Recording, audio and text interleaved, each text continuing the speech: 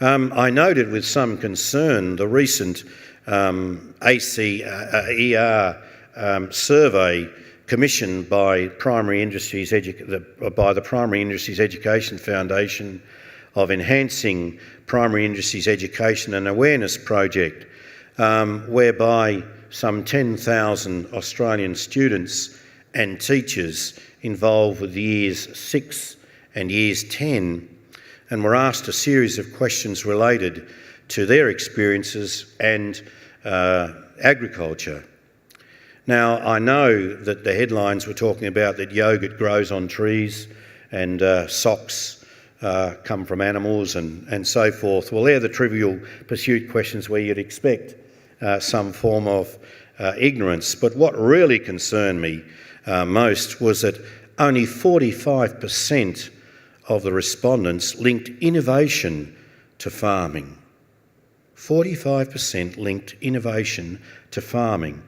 In other words, the majority do not see a link between farming and innovation.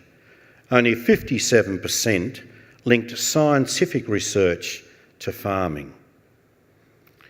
And 46% saw no link between the use of on-farm inputs and increased food production. Now, they're the statistics that worry me the most. Not to see a relationship between research, development and innovation and agriculture, the very things that have driven agriculture for years, and the majority do not see the relationships. At times, the public image of farming and agriculture is quite negative, in that its challenges are highlighted as opposed to its opportunities.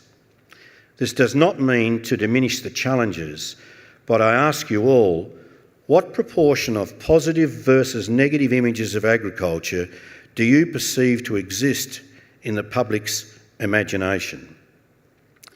All of us who value this significant industry have a responsibility as stewards of sorts of its overall image. If there is a disjuncture between the city and the country, as we call it, then it's a cultural ignorance that has gone on for too long.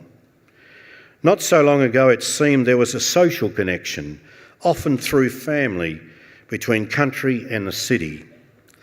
This is long past, and other connectors need to be invented and reinforced. Disjointed, haphazard strategies will do little to improve the situation. Like the agricultural and agribusiness supply chain in general, often diverse and notoriously fragmented, there needs to emerge, and soon, a truly national position of what the industry should look like by 2050 and how we are to get there.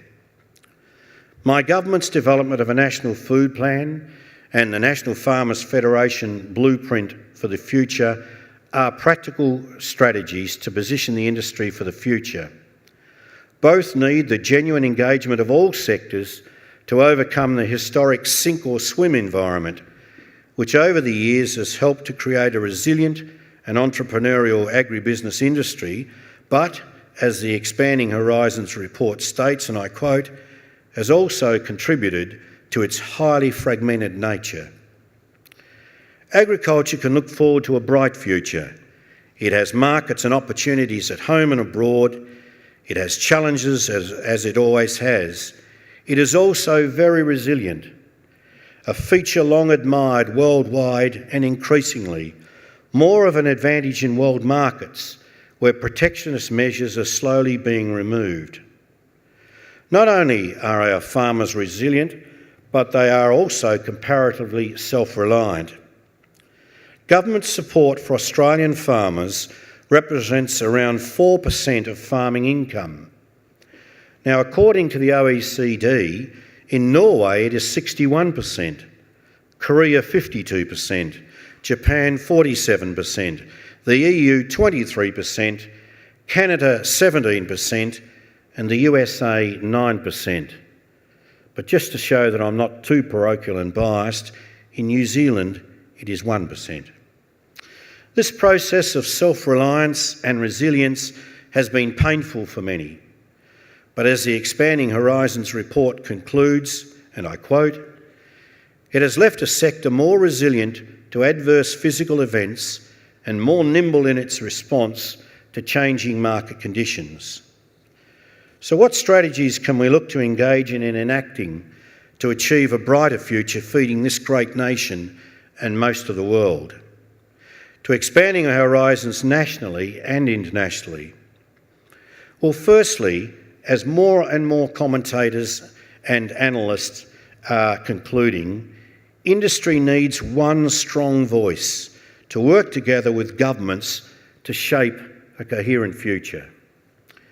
We need to encourage rather than discourage foreign investment in Australian agribusiness that brings with it much needed capital, access to markets and technological innovation.